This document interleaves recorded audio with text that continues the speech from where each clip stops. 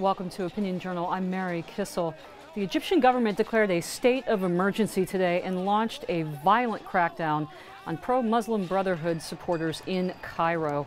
Editorial board member Matt Kaminski is here to translate what's going on and why. Matt, why do this now? Well, they've been threatening to do this for a couple of days now, the military has.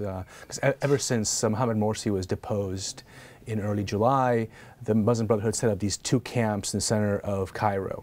The military said these are terrorists, they're going against the rule of order, and it became basically, you know, is General Sisi going to do what he says he's going to do? And he did it this morning with predictably very bloody results.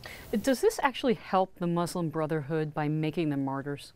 I think so. I think actually both sides here were spoiling for a fight. If you look at it cynically, General Sisi is the de facto leader of Egypt now. He's sort of the new Mubarak, if that's the way you want to think about things.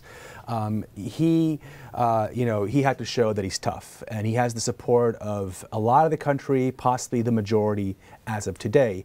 For the Muslim Brotherhood, when Morsi was leaving office last 2 days, he was saying that we are going to fight this, we're going to fight it to the death.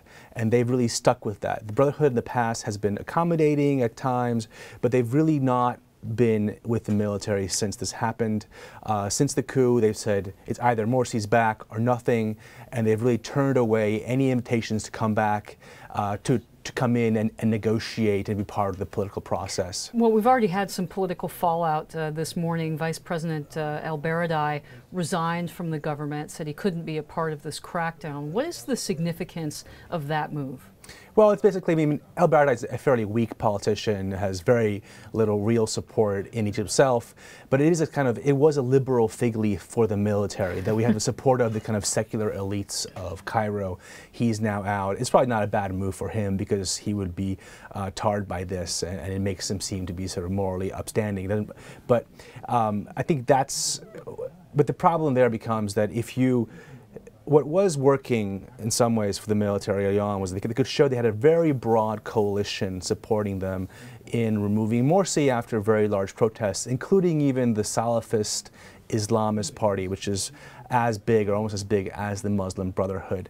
As that coalition gets smaller, the support that Sisi has now, he may start to find that it's a lot weaker than it seems, and he'll be in some trouble in a few weeks or a few months too. Well, we already have a statement out of the White House. The Deputy Press Secretary Josh Earnest came out earlier today and said, and I quote, "The United States strongly condemns the use of violence against protesters in Egypt," end quote. Does this move put the U.S. in a very difficult position, Matt? How can we support a government it doesn't blink an eye to kill, what did we see, more than 100 people dead in the streets today? No, it's tragic, and I mean the statement's par for the course. You know, they've been calling for restraint. The military has ignored both from Secretary of Defense Hagel and Secretary of Defense Kerry have called for restraint. Clearly, this is not a sign of restraint.